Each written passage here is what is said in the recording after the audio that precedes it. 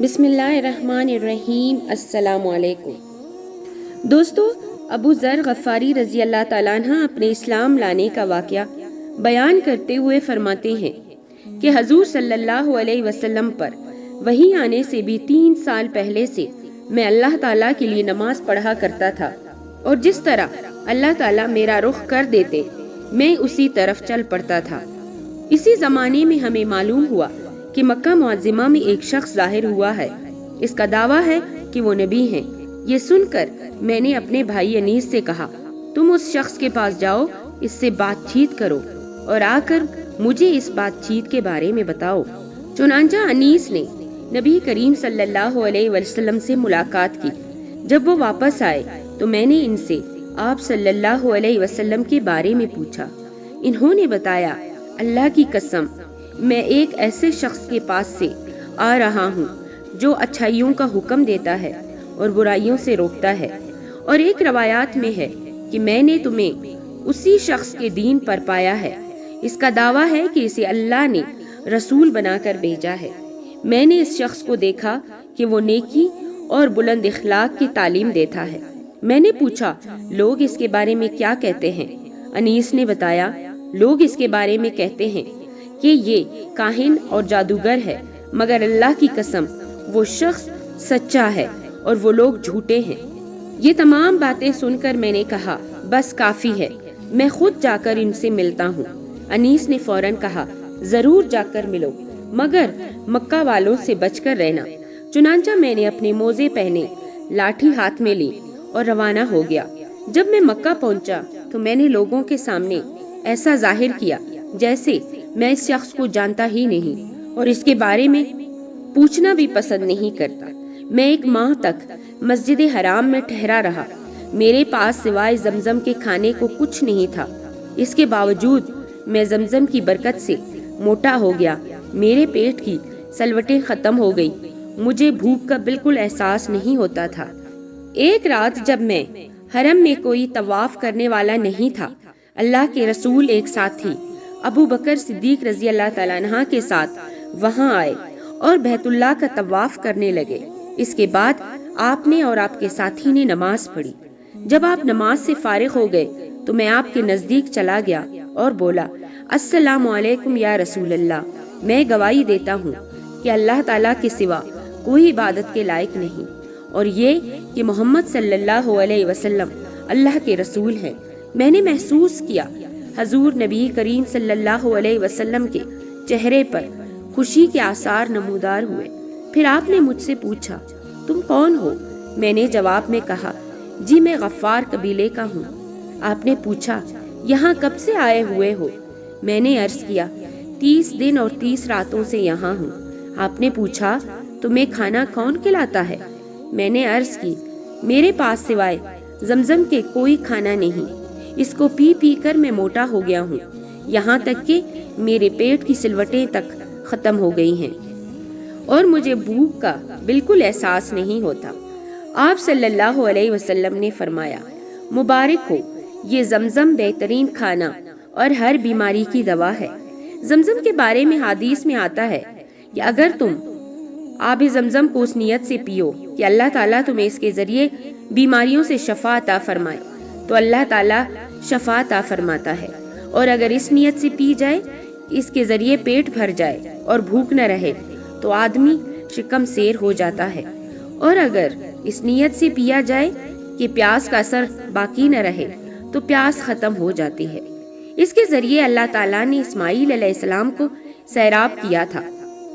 دوستو، ایک اور حدیث میں آتا ہے کہ جی بھر کر زمزم کا پانی پینا اپنے آپ کو نفاق سے دور کرنا ہے، اور ایک حدیث میں ہے کہ ہم میں اور منافقوں میں یہ فرق ہے کہ وہ لوگ زمزم سے سیرابی حاصل نہیں کرتے۔ ہاں، تو بات ہو رہی تھی حضرت ابو ذر غفاری رضی اللہ تعالیٰ عنہ کی۔ کہا جاتا ہے کہ ابو ذر غفاری اسلام میں پہلے آدمی ہیں جنہوں نے آپ صلی اللہ علیہ وسلم کو اسلامی سلام کے الفاظ کے مطابق سلام کیا۔ ان سے پہلے کسی نے آپ صلی اللہ علیہ وسلم کو ان الفاظ میں سلام نہیں کیا تھا۔ ابو ذر رضی اللہ تعالیٰ عنہ نے آپ صلی اللہ علیہ وسلم سے اس بات پر بیعت کی کہ اللہ تعالیٰ کے معاملے میں وہ کسی ملامت کرنے والے کی ملامت سے نہیں گھبرائیں گے، اور یہ کہ ہمیشہ حق اور سچی بات کہیں گے، چاہے حق سننے والے کے لیے کتنا ہی کڑوا کیوں نہ ہو۔ دوستو، یہ حضرت ابو ذر رضی اللہ تعالیٰ عنہ حضرت ابو بکر صدیق رضی اللہ تعالیٰ عنہ کی وفات کے بعد ملک شام کے علاقے میں ہجرت کر گئے تھے۔ پھر حضرت عثمان رضی اللہ تعالیٰ عنہ کی خلافت میں انہیں شام سے واپس بلایا گیا، اور پھر یہ ربضہ کے مقام پر آ کر رہنے لگے تھے۔ ربضہ کے مقام پر ہی ان کی وفات ہوئی تھی۔ ان کے ایمان لانے کے بارے میں ایک روایت یہ ہے کہ جب یہ مکہ معظمہ آئے تو ان کی ملاقات حضرت علی رضی اللہ تعالیٰ عنہ سے ہوئی تھی، اور حضرت علی رضی اللہ تعالیٰ نے ہی آپ صلی اللہ علیہ وسلم سے ملوایا تھا۔ ابو ذر کہتے ہیں، بیعت کرنے کے بعد نبی کریم صلی اللہ علیہ وسلم نے انہیں ساتھ لے گئے۔ ایک جگہ حضرت ابو بکر صدیق رضی اللہ تعالیٰ عنہ نے ایک دروازہ کھولا، ہم اندر داخل ہو گئے۔ ابو بکر صدیق رضی اللہ تعالیٰ نے ہمیں انگور پیش کیے۔ اس طرح یہ پہلا کھانا تھا جو میں نے مکہ میں آنے کے بعد کھایا۔ اس کے بعد نبی صلی اللہ علیہ وسلم نے ان سے فرمایا، اے ابو ذر، اس معاملے کو ابھی چھپائے رکھنا، اب تم اپنی قوم میں واپس جاؤ اور انہیں بتاؤ تاکہ وہ لوگ میرے پاس آ سکیں۔ پھر جب تمہیں معلوم ہو کہ میں نے خود اپنے معاملہ کا کھلا کھلا اعلان کر دیا ہے تو اس وقت تم میرے پاس آ جانا۔ آپ صلی اللہ علیہ وسلم کی بات سن کر حضرت ابو ذر غفاری رضی اللہ تعالیٰ عنہ بولے، قسم ہے اس ذات کی جس نے آپ کو سچائی دے کر بھیجا، میں ان لوگوں کے درمیان کھڑے ہو کر پکار کر اعلان کروں گا۔ حضرت ابو ذر کہتے ہیں، میں ایمان لانے والے دیہاتی لوگوں میں سے 5واں آدمی تھا۔ جس وقت قریش کے لوگ حرم میں جمع ہوئے، انہوں نے بلند آواز میں چلا کر کہا، میں گواہی دیتا ہوں سوائے اللہ کے کوئی معبود نہیں، اور میں گواہی دیتا ہوں کہ محمد اللہ تعالیٰ کے رسول ہے۔ بلند آواز میں یہ اعلان سن کر قریشیوں نے کہا، اس بددین کو پکڑ لو۔ انہوں نے حضرت ابو ذر رضی اللہ تعالیٰ عنہ کے پکڑ لیا اور بے انتہا مارا۔ دوستو، ایک اور روایات میں یہ الفاظ ہیں، وہ لوگ ان پر چڑھ دوڑے، پوری قوت سے انہیں مارے، یہاں تک کہ وہ بے ہوش ہو کر گر پڑے۔ اس وقت حضرت عباس رضی اللہ تعالیٰ عنہ درمیان میں آ گئے، وہ ان پر جھک گئے اور قریشیوں سے کہا، تمہارا برا ہو، کیا تمہیں معلوم نہیں کہ یہ شخص قبیلہ غفار سے ہے؟ ان کا علاقہ تمہاری تجارت کا راستہ ہے۔ ان کے کہنے کا مطلب یہ تھا کہ قبیلہ غفار کے لوگ تمہارا راستہ بند کر دیں گے۔ ان پر ان لوگوں نے انہیں چھوڑ دیا۔ ابو ذر رضی اللہ تعالیٰ عنہ فرماتے ہیں، اس کے بعد میں زمزم کے کنویں کے پاس آیا، اپنے بدن سے خون دھویا۔ اگلے دن میں نے پھر اعلان کیا، میں گواہی دیتا ہوں کہ اللہ کے سوا کوئی عبادت کے لائق نہیں، اور محمد صلی اللہ علیہ وسلم اللہ کے رسول ہیں۔ انہوں نے پھر مجھے مارا۔ اس روز بھی حضرت عباس رضی اللہ تعالیٰ ہی نے مجھے ان سے چھڑایا۔ پھر میں وہاں سے واپس ہوا اور اپنے بھائی انیس کے پاس آیا۔ انیس نے مجھ سے کہا، تم کیا کر آئے ہو؟ میں نے جواب دیا، مسلمان ہو گیا ہوں، اور میں نے محمد صلی اللہ علیہ وسلم کی تصدیق کر دی ہے۔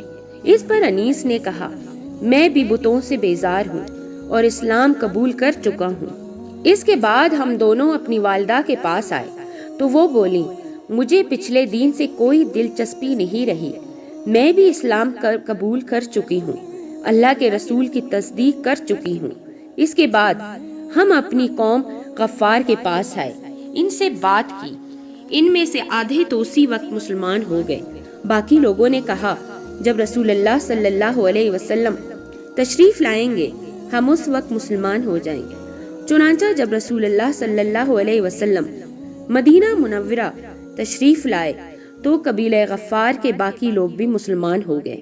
ان حضرات نے جو یہ کہا تھا کہ جب رسول اللہ صلی اللہ علیہ وسلم تشریف لائیں گے ہم اس وقت مسلمان ہوں گے، تو ان کے یہ کہنے کی وجہ یہ تھی کہ نبی کریم صلی اللہ علیہ وسلم نے مکہ میں حضرت ابو ذر غفاری رضی اللہ تعالیٰ عنہ سے ارشاد فرمایا تھا، میں نخلستان یعنی کھجوروں کے باغ کی سرزمین میں جاؤں گا جو یثرب کے سوا کوئی نہیں ہے، تو کیا تم اپنی قوم کو یہ خبر پہنچا دو گے؟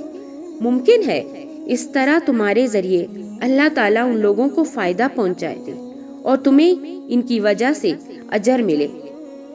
اس کے بعد نبی کریم صلی اللہ علیہ وسلم کے پاس قبیلہ اسلم کے لوگ آئے۔ انہوں نے آپ سے عرض کی، اے اللہ کے رسول، ہم بھی اس بات پر مسلمان ہوتے ہیں جس پر ہمارے قبیلہ غفار کے لوگ مسلمان ہوئے۔ نبی کریم صلی اللہ علیہ وسلم نے یہ سن کر اللہ تعالیٰ غفار کے لوگوں کی مغفرت فرمائے اور قبیلہ اسلم کو اللہ سلامت رکھے۔